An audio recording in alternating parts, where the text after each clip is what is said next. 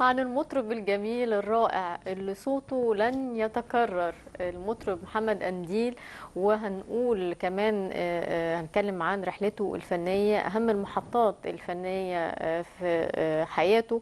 وهيكون لقائنا مع ضيفنا العزيز الأستاذ والكاتب الصحفي والمؤرخ الفني أستاذ خليل زيدان. أهلا بحضرتك.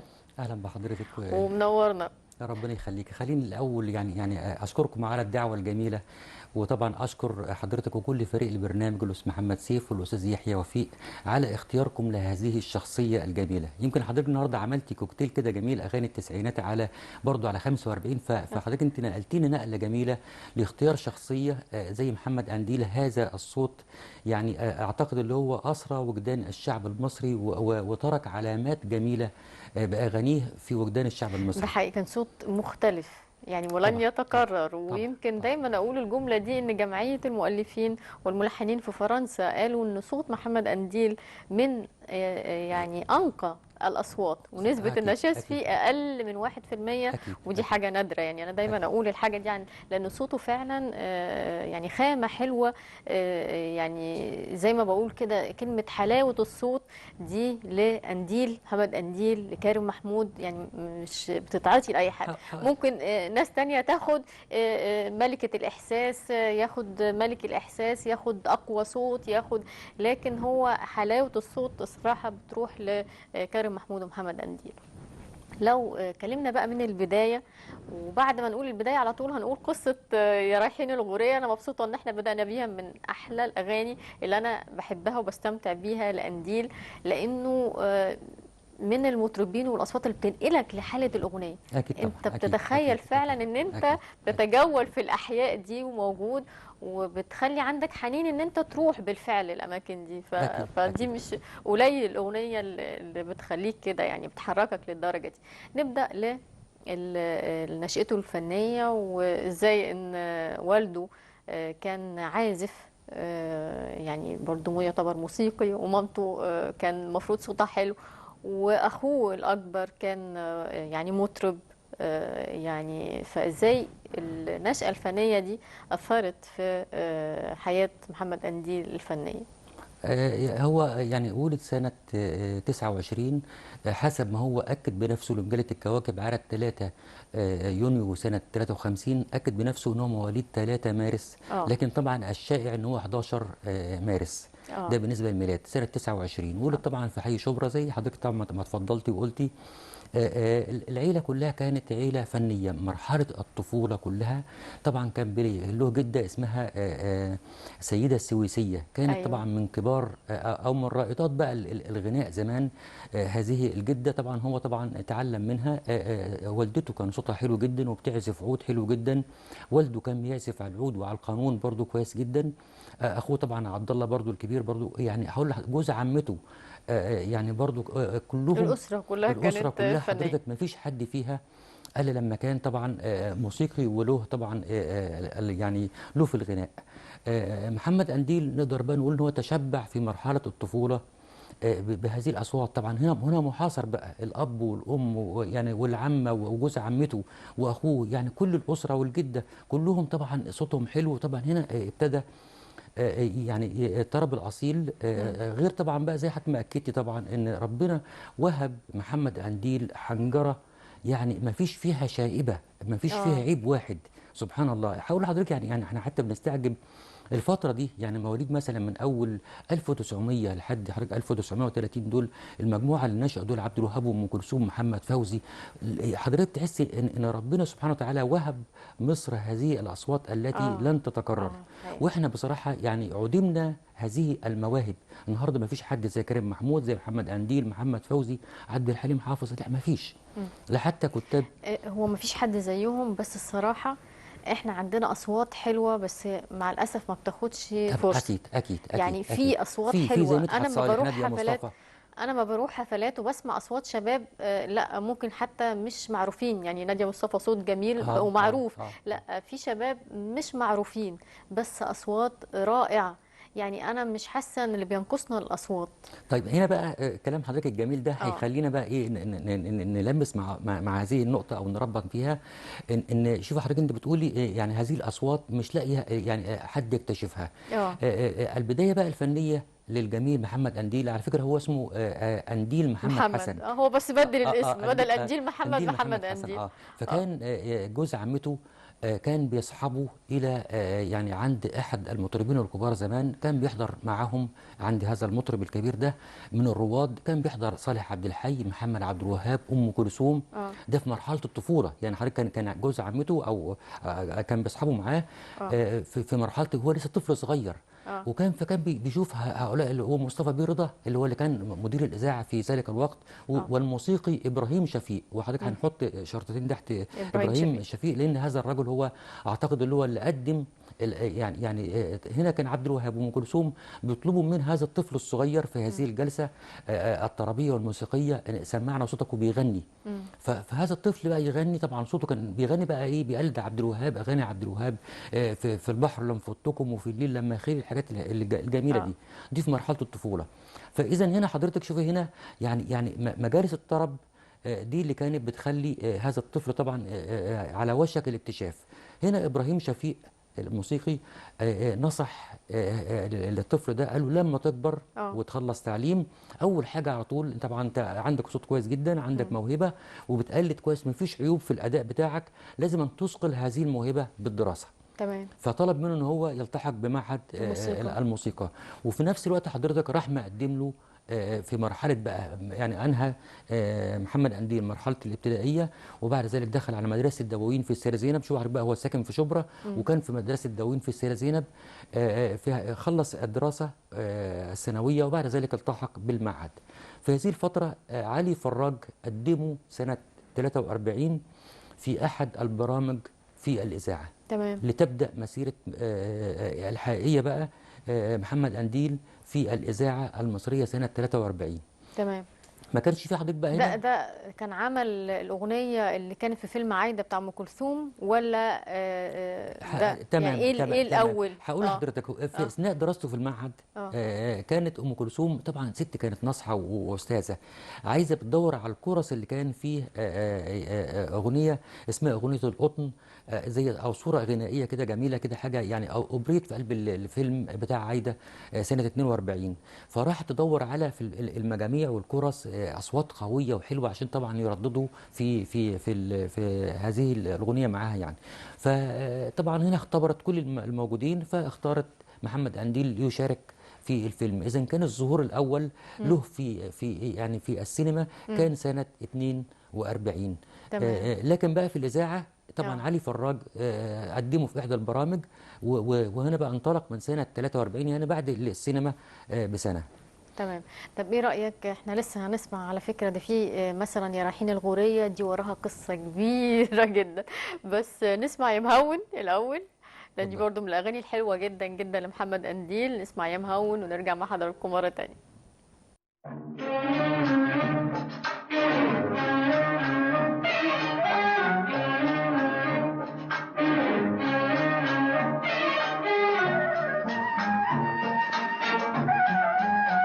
يا مهون هون هون يا مهون هون. ده كان جزء من اشتراكه في فيلم صراع في النيل، فيلم الرائع طبعا بطولة عمر الشريف ورشدي أباظة ويعني هند رستم، يعني كانت كوكبة فعلا من النجوم.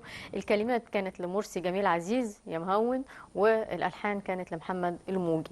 لو رجعنا بقى علشان احنا كده عدينا، مع ان حكاية ليها حكاية بتاع يا رايحين الغورية، كلمات محمد علي أحمد والألحان كمال الطويل، ليها حكاية طويلة عايزين نسمعها، لان في صراحه جزء في الحكايه دي انا مش فاهماه. فايه رايكم نسمع حكايه يا رايحين الغوريه لمحمد قنديل؟ يعني سنة 53 كانت اشتهرت أغنية أبو سمرة السكرة، وعلى امم. فكرة برضو من روائع اه. الأغاني طبعا اللي عاملها محمد وهو اللي قنديل. لحنها، يعني انا اه قلت الموسيقار قلت لا يعني عفوا هو المطرب اكتر، بس هو اللي لحنها محمد قنديل. في نفس الوقت حضرتك كان بقى الاغاني بقى اللي اعتقد من اوائل الاغاني اللي لحنها له كمال الطويل وعملت شهره. يعني هو يعني شوف حضرتك، يعني نقدر نقول ان هو 42 التحق بالاذاعه على يد علي فراج، 47 طبعا يعني من 42 من 43 ل 47 حضرتك كانت الاذاعه ما كانتش بتسجل على اسطوانات. يمكن كانت حتى اشرطه التسجيل او الاسطوانات والحاجات دي كانت ممكن مثلا تخليها لكبار المطربين ولا حاجه، لانه كان لسه كان شاب، كان دخل عنده 14 سنه تقريبا كان الاذاعه المصريه. فهنا بقى غنى اغاني كتير حضرتك في هذه الفتره، ولكن طبعا لم تشتهر الى ان بدات الاذاعه طبعا تسجل. وطبعا كان نقدر نقول بقى عملت له حتى غنى اغنيه يا رايحين الغريه، وبالتالي طبعا ما اتسجلتش على اسطوانات. مين عرض عليه حضرتك بقى ان هو يسجلها على اسطوانات؟ كان اعتقد كان محمد فوزي. قال له طبعا تعالى اسجلك مقابل 50 جنيه اغنيه يا رايحين الغريه. هو ده بقى بالظبط الجزء اللي انا ما فهمتوش. تمام. ليه رفض يسجل الاغنيه بصوته على اسطوانات؟ هقول لحضرتك هو يعني هو نفسه ما ذكرش في حديثه لمجله الكواكب. قال انا رفضت واكدت رفضي، يعني حتى حضرتك يعني ما قالش ليه. ليه ما رضيش؟ مين كان ملحن هذه طبعا كان طب معلش، تحليل حضرتك انه ممكن يكون ايه السبب؟ هل مثلا كان في حفلات بتقام في الوقت ده فمش حابب ان يكون في اسطوانات والاغنيه تبقى منتشره فعلشان يطلب في الحفلات؟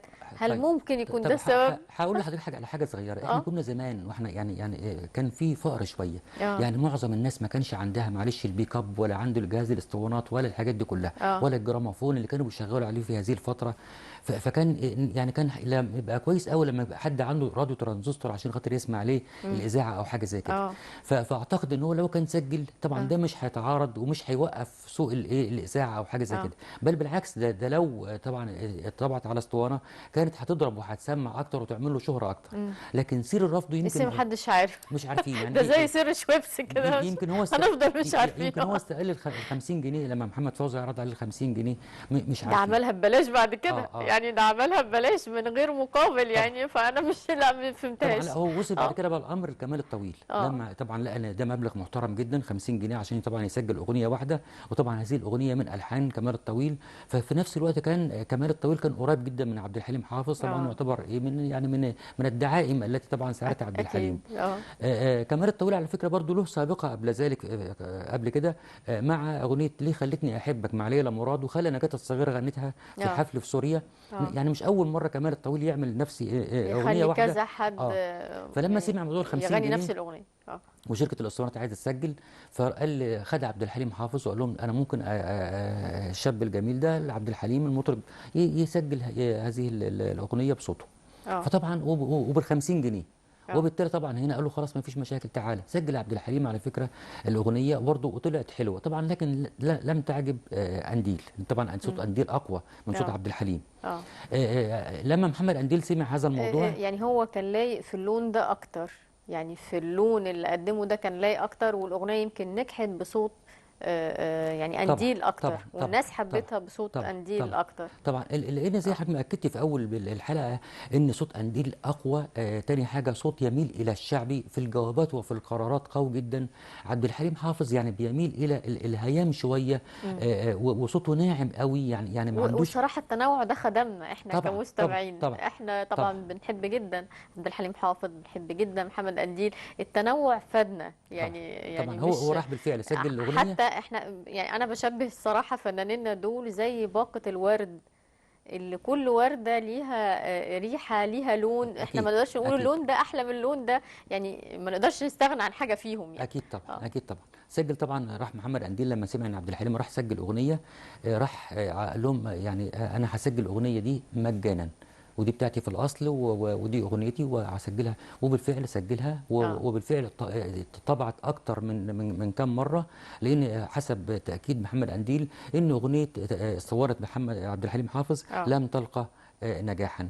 خلينا اكد بقى لحضرتك في نهايه الحكايه بتاعت الاغنيه الغورية ان طبعا احنا كسبانين انا لحد النهارده بستمتع بيها بصوت عبد الحليم حافظ. اللي خلتني احبك بستمتع بيها بصوت نجاة وبصوت ليلى مراد في نفس لا الوقت. تكذبي. عبد الحليم ونجاة ومحمد عبد الوهاب. ومحمد عبد الوهاب. فبالتالي نقدر نقول هنا ان احنا كجمهور او مستمعين ان احنا في الاخر احنا يعني الكسبانين، ان احنا بهذه المعارك الجميله احنا في الاخر بنستفيد ان احنا بنسمع الاغنيه الواحده باكتر من صوت. طب كانت سبب في خلاف مع كمال الطويل، سبب في خلاف مع عبد الحليم حافظ الموقف ده؟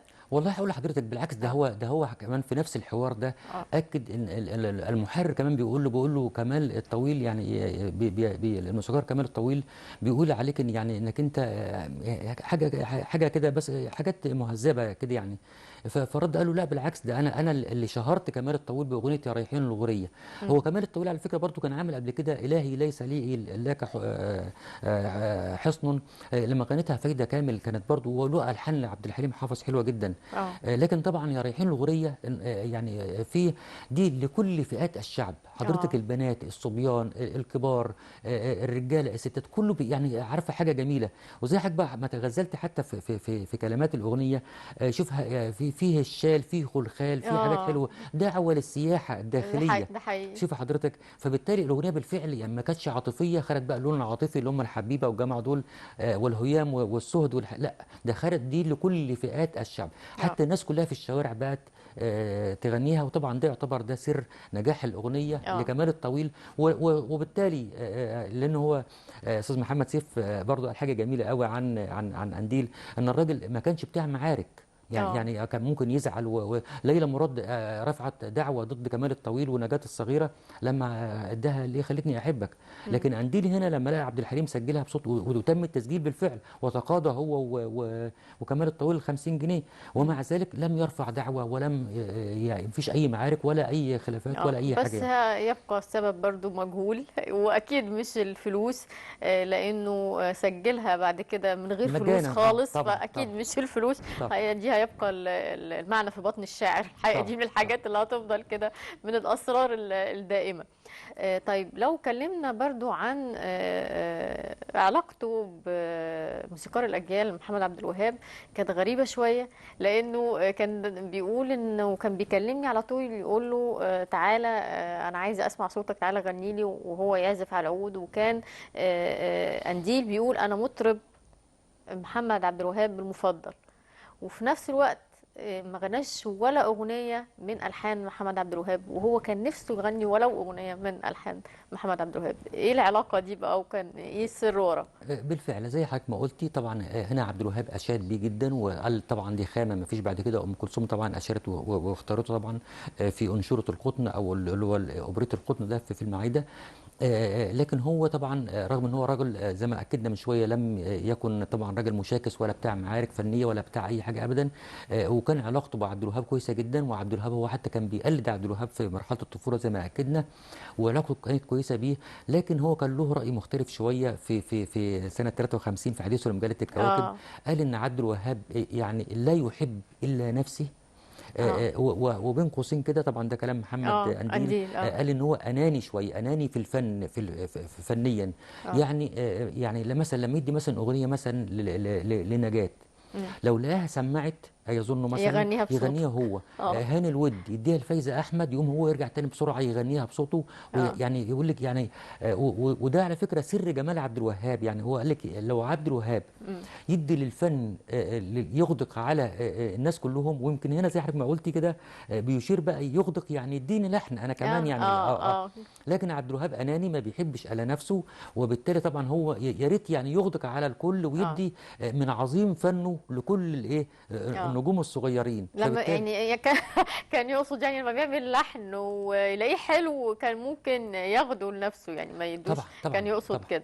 وهو كان نفسه يغني الحقيقه لحن من الحان محمد عبد الوهاب، لكن الحقيقه هو غنى لنا برضو اغاني رائعه، من ضمنها الاغنيه اللي هنشوفها مع بعض دلوقتي يا حلو صبح، كلمات مرسي جميل عزيز. يعني شوفوا يعني الجمع ده، محمد قنديل الصوت، كلمات مرسي جميل عزيز، الالحان لمحمد الموجي. تعرفوا كده ان انتوا هتسمعوا اغنيه رائعه. اسمعي حلو صبح ونرجع معاكم مره ثانيه. انا بستناك وعيني عالباب والشباك عشان اقولك واترجاك، عشان اقولك واترجاك يا حلو يا حلو يا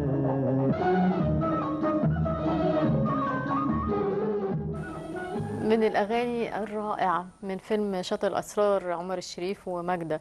يعني اللي عايزة أقوله إنه محاولاته بقى إن هو يدخل المجال السينمائي.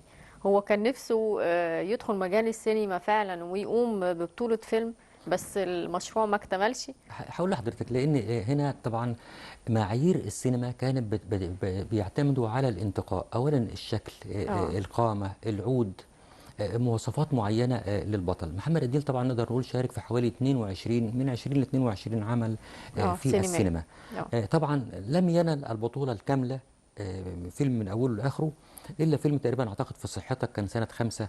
اسمه ايه؟ فيلم اسمه في صحتك. في صحتك؟ سنه 55. اه كان طالع طبعا لابس بدله طبعا. ده اللي كان مع حورية حسن ولا مش هو؟ تقريبا ايوه تمام كده تمام. وبالتالي طبعا كان طالع حتى خطيبها في هذا الفيلم يعني ولابس بدله طبعا. لكن نرجع لمعايير الانتقاء في السينما، ان هنا محمد قنديل كان من صغره حتى بيحب يحب المصارعة الأكل وكان أنا عرفت إن هو كان بيلعب كمال أجسام، ويعني دي رياضته المفضلة، كمال سباحة أجسام ومصارعة ملاكمة. يعني كانت الحاجات اللي طبعا. يمكن ده كانت عملت له شكل في جسمه، يعني بنيان قوي. ده ما كانش مطلوب بقى في السينما وقتها.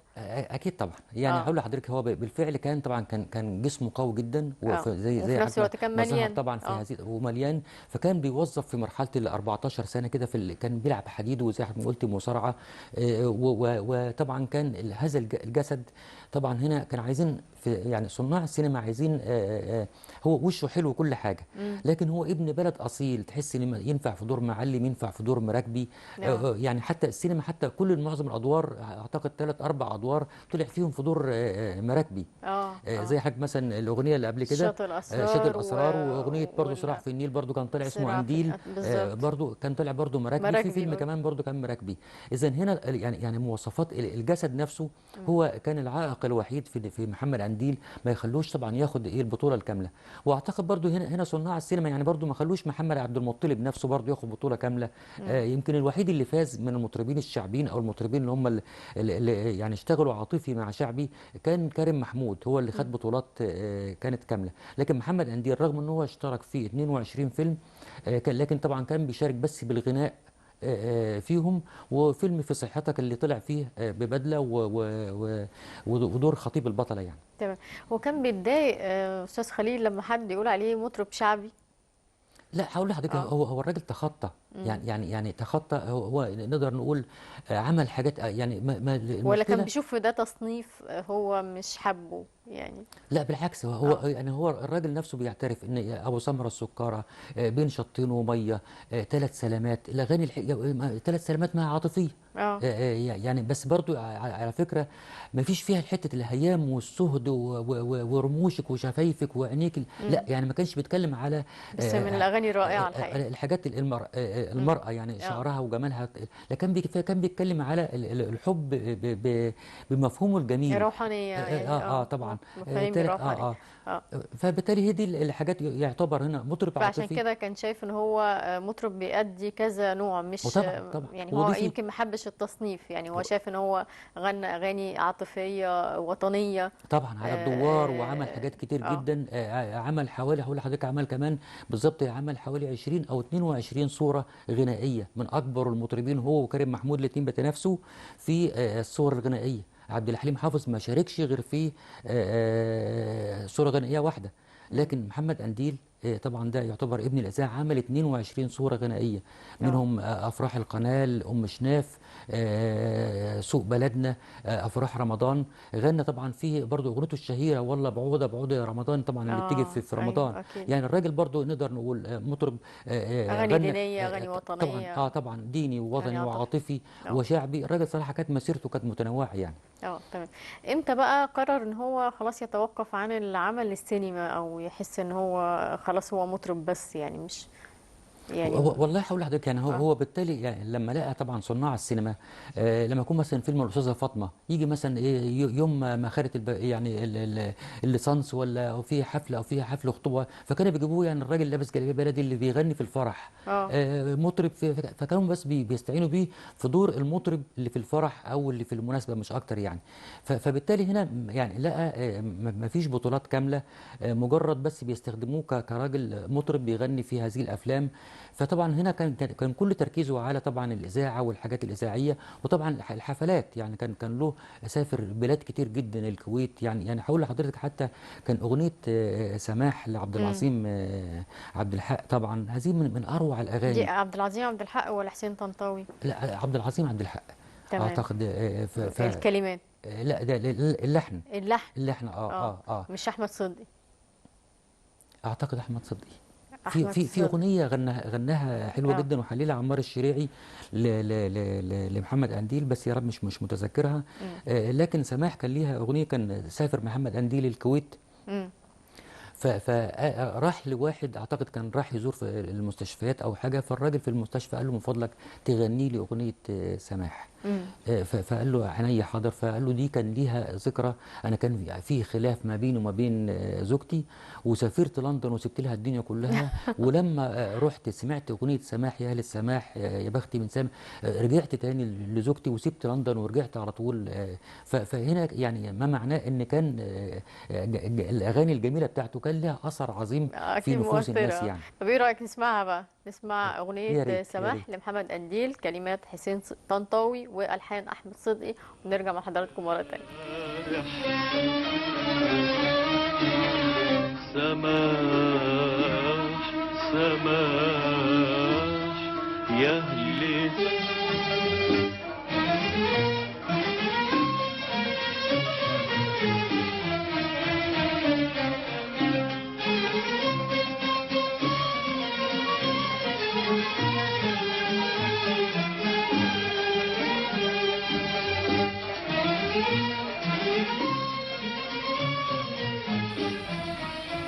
اهلا بيكم مرة تانية. من الاغاني برضو الرائعة السماح والمؤثرة في نفس الوقت.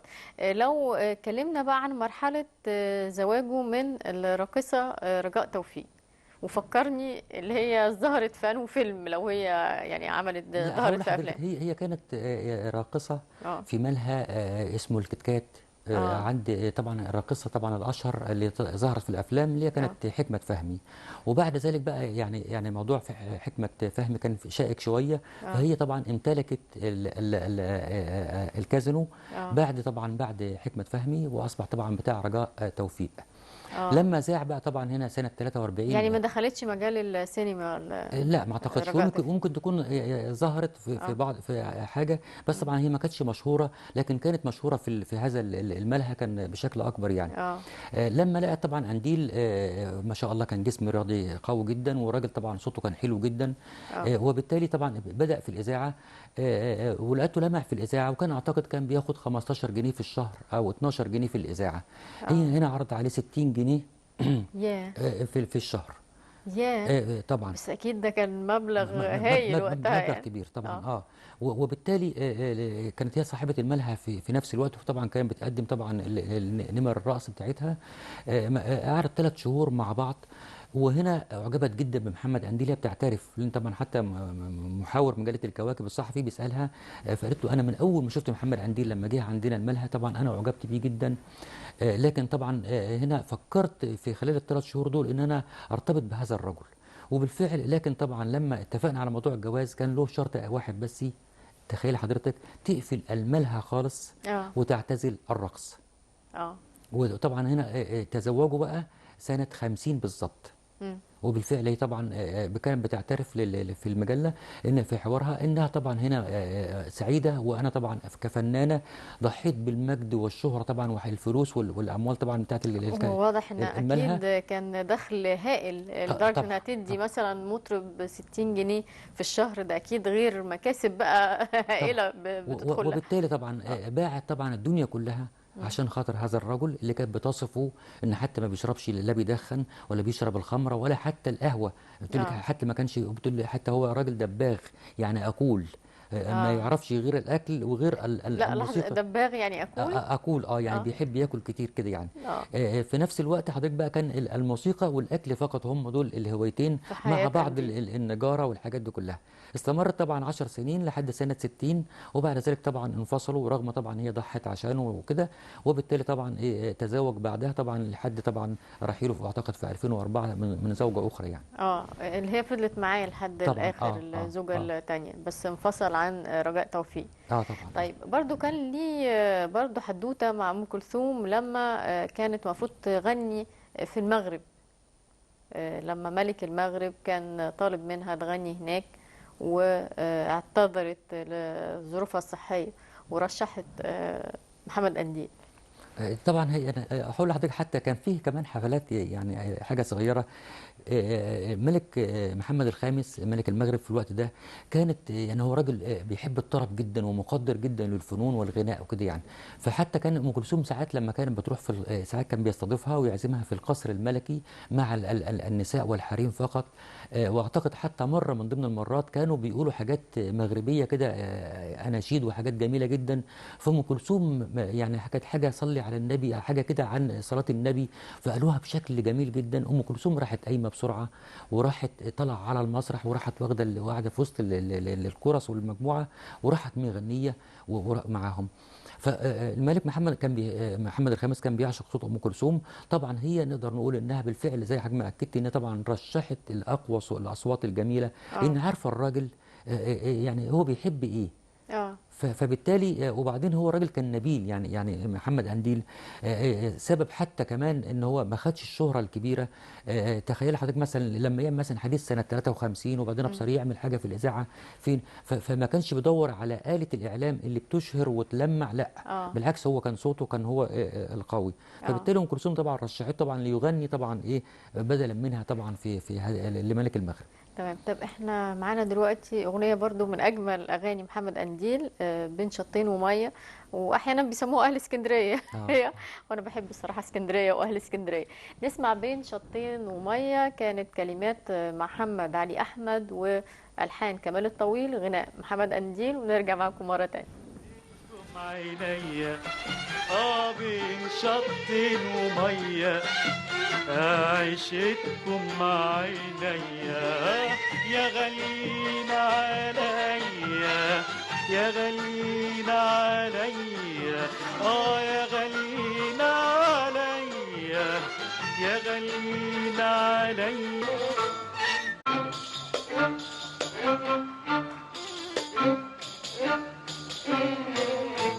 يا من الناس قالوا لي، قالوا وصفوا لي، حلو بسنالوا لي. اهلا بيكم مره تانية. الحقيقه استاذ خليل زيدان بيقول لي على ذكريات كانت حلوه جدا. كان بيقول لي كبار المطربين كانوا بيغنوا هنا قدام ماسبيرو على الكورنيش، طبعا طبعا بس طبعا بس طبعا طبعا. كراسي. كان كراسي على كل الفرقه الموسيقيه طبعا لابسه بدل انيقه طبعا البدل البيضاء والكمانجات وكل الفرقه حضرتك كانت كامله قدام يعني قدام مبنى ماسبيرو، وبيعملوا حفلات رائعه جدا. كان محمد فوزي، كان كريم محمود، محمد قنديل، وبعض المطربات. وحضرتك كمان الحفلات دي موجوده والتلفزيون المصري بصراحه بيعرضها. تشوف حضرتك المراكبيه والمراكب وهي في النيل. اه وطبعا التلفزيون طبعا على فكره كمان التلفزيون كان زمان كان شاري باخره. اه وكانت هذه الباخره بتجوب النيل، وكان طبعا بيعمل عليها حفلات. وبالتالي طبعا هنا عشان يقدر يعمل هذه الحفلات الجميله ما كانش بيروح اماكن، كان بيعمل زي حفله خارجيه قدام مبنى التلفزيون. بالفعل كان بيعمل حفلات جميله جدا في الهواء الطلق كده يعني. تمام. طيب يعني برضو احنا بنقرا في سيره الفنان الجميل محمد قنديل، بنلاقي انه اخوه كان مطرب وظهر في عدد من الافلام ده في الاربعينات وحاجات كده. اللي عايزه اقوله انه كان بيتقال انه محمد قنديل شهرته ظلمت اخوه عبد الله. ازاي يعني؟ هذا اه يعني ما حدث للآخرين. امم خليني بس قبل ما أقول شهرته امم وأخوه عبد الله، امم ننوه على حاجة صغيرة. يمكن أكبر تكريم اه حدث سرا في أغنية بين شطون ومية، اه أنها كانت الشفرة التي استخدمتها المخابرات الحربية اه في تدمير المدمرة إيلات، لما كانت بثت هذه الأغنية بين شطين ومية للجنود وللأبطال. دي كانت عشان تحديد ساعة الصفر. قال لهم في موجة معينة هتفتحوا عليها الإذاعة، ولو عملنا أغنية بين شطين ومية تبتدوا تدمير العائلات وتبتدوا عمليتكم. فكانت أغنية بين شطين ومية لمحمد قنديل. هذه الأغنية كانت عبارة عن شفرة ده اللي سرية. وضع الخطة حد سميع طبعاً. يعني اللي حط الخطة دي حد يعني انتقى. طبعا يعني شوف حضرتك حتى كمان دي جت حتى من خلال فيلم الطريق إلى إيلات. شوف حضرتك حتى لما فتحوا الموجة وسمعوا محمد قنديل بين شطين ومية وراحوا مهنيين بعضهم، وبالتالي طبعا انطلقت. نقدر بقى نرجع لظلم الأخ يمكن ده حصل مع عبد الحليم حافظ لما طبعا محى وظلم إسماعيل أخوه إسماعيل شبانة. مش عن قصد، يعني هي الفكرة ان هم عشان هم اتشهروا هم كان ليهم فرصة، بس مش عن قصد. احنا يعني قلنا حاجه جميله قوي من ثواني ان محمد قنديل لم يكن يبحث عن الاله الاعلاميه. ما كانش بيدور على صحفيين عشان يعمل حوارات معاهم، ولا تلفزيون قصدي اذاعه ولا حوارات، ولا كان بيدور على حد. في ناس يعني اذكياء جدا زي عبد الحليم حافظ طبعا كان بيفكر في هذا الموضوع. وده الفرق على فكره، اسماعيل شبانه مطرب اكتر من عبد الحليم حافظ وصوته اروع. ومع ذلك عبد الحليم بذكائه الفني استطاع طبعا ان يتفوق وياخد شهرة اكبر من اسماعيل شبانه اخوه. يعني هو ده اللي داخل فيه بقى توفيق، وداخل فيه ذكاء وداخل فيه مساندة، يعني وداخل فيه حاجات كتير جدا. طب احنا معانا جميل واسمر لمحمد قنديل، كلمات عبد المنعم السباعي، الحان احمد عبد القادر. نسمع جميل واسمر ونرجع معاكم مرة تانية. جميل واسمر بيت مخضر. أعتقد كده نكون يعني وضحنا أهم محطات في حياة محمد قنديل، جبنا يعني أهم وأشهر الأغاني اللي احنا حبيناها كمصريين وكعرب. في نهاية يعني فقرتنا بنشكر ضيفنا العزيز الصحفي والمؤرخ الفني الأستاذ خليل زيدان. شكرا لحضرتك. شكرا لحضرتك وشكرا لكل فريق البرنامج على هذه طبعا الحلقة البديعة للمطرب الأصيل والجميل محمد قنديل. وطبعا ما ادانلوش ولو جزء من حقه، وإن شاء الله يكون معانا في حلقات تانية. وبقول لكل مشاهدينا يا رب تكونوا استمتعتوا بحلقة النهاردة. نشوفكم في حلقة السبت الجاي من موسيقى الجيل جيل ميوزك، وتصبحوا على خير.